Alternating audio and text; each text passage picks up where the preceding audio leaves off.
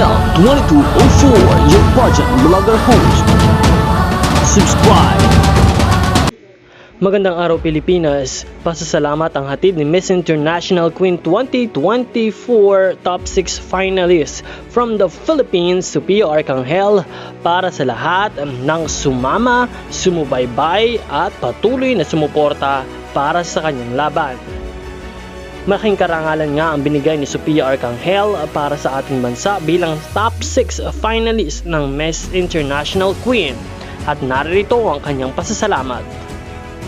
Your Miss International Queen Philippines, simple appreciation.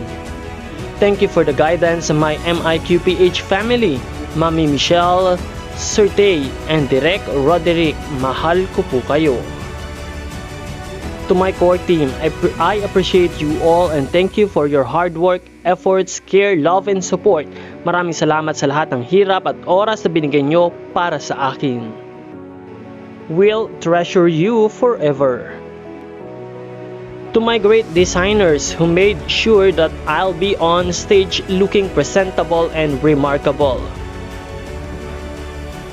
To my super supportive Thailand family, especially Mami Simon and Jag, and to my teacher Ian. Thank you Kuya Nathan, Lem C, Lem A, and Ma KitKat. Maraming salamat po sa lahat ng patuloy na sumuporta sa akin.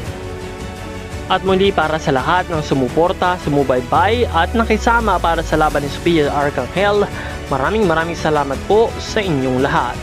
Maraming salamat din sa sumuporta at patuloy na sumusubaybay sa channel na ito upang lalo tayo makapagbigay ng marami pang mga updates. Thank you so much for the subscribe.